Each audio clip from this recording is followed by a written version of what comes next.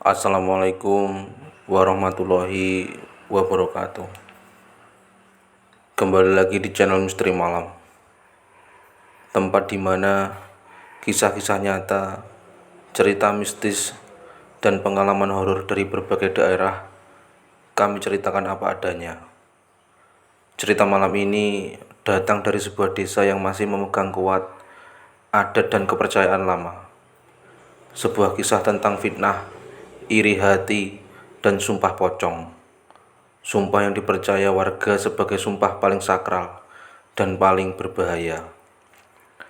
Karena sekali diucapkan, nyawa bisa jadi taruhannya. Inilah kisah nyata sumpah pocong di toko bangunan Pak Ilham.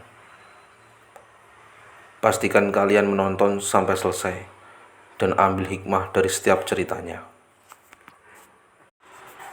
Cerita ini terjadi di sebuah desa yang masih kental dengan adat dan kepercayaan lama.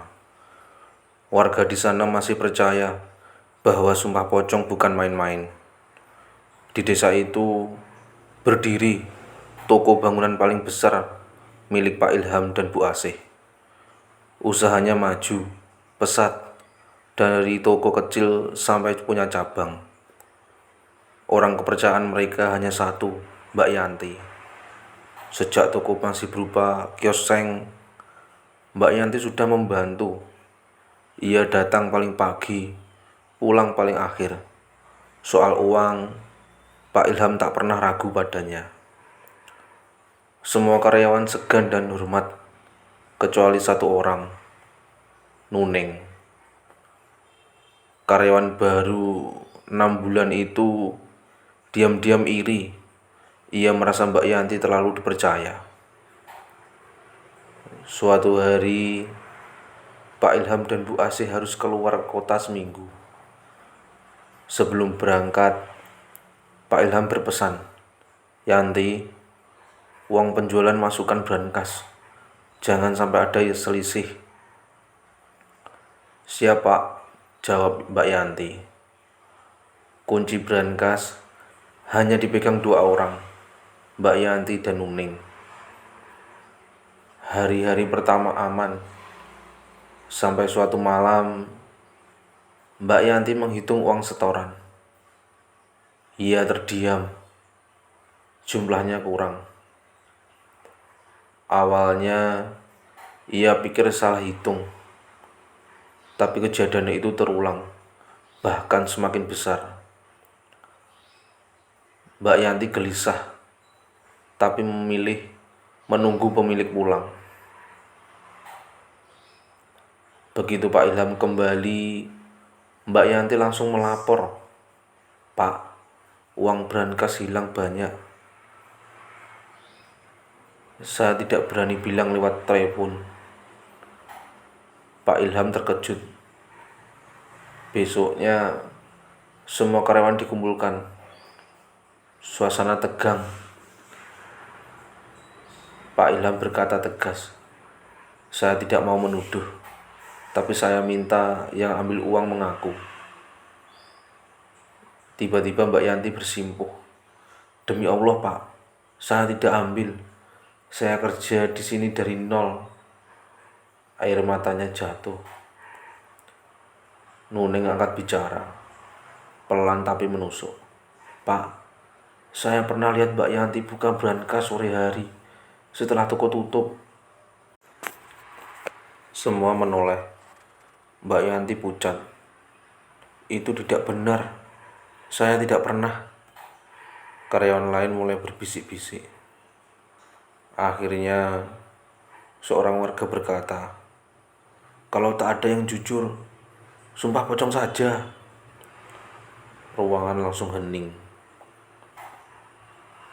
Malam Jumat di musola desa, beberapa tokoh agama datang. Satu persatu dibungkus kain kafan. Saat giliran Mbak Yanti, suaranya gemetar, "Jika saya mencuri, biar saya mati dalam keadaan buruk." Beberapa warga merinding. Giliran Nuning, wajahnya datar. "Saya tidak mencuri. Jika saya bohong, biar saya terima akibatnya. Sumpah pun selesai. Semua pulang dengan hati tak tenang. 3 hari kemudian, di desa Geger, Mbak Yanti ditemukan meninggal di kamarnya. Tubuhnya gosong, seperti terbakar dari dalam. Padahal tak ada api, tak ada korsleting listrik. Sejak itu, warga sering melihat pocong di dekat toko. Beberapa saksi mendengar suara lirih. "Bukan aku yang mengambil." Tapi warga justru makin yakin Mbak Yanti bersalah. 2 minggu berlalu. Kini Nuning jatuh sakit aneh. Badannya panas dingin, sering menjerit di malam hari. Ibunya pernah mendengar Nunung berteriak, "Jangan datang, jangan ganggu aku, Mbak." Tak lama, Nuning meninggal.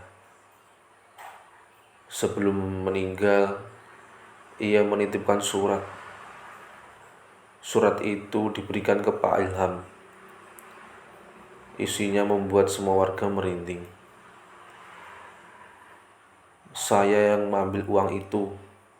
Saya iri pada Mbak Yanti. Saya memfitnahnya.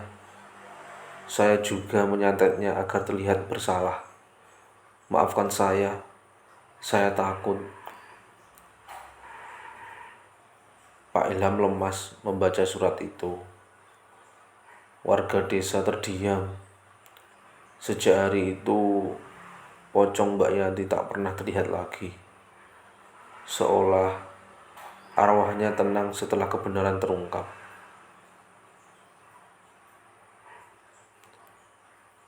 Warga desa kini percaya, sumpah pocong bukan sekedar ritual, ia menagih kebenaran. Sekian cerita malam ini.